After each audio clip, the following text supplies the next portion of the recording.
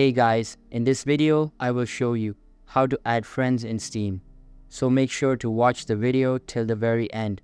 And let's begin. First of all, go to the top of Steam and go and hover over your name, and you can then go and click on Friends.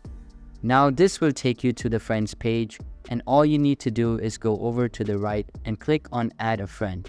You'll go and see your friend code here. So what you can do is, if you've got another person's friend code, you can enter in and add them, or you can scroll down and try searching for a friend.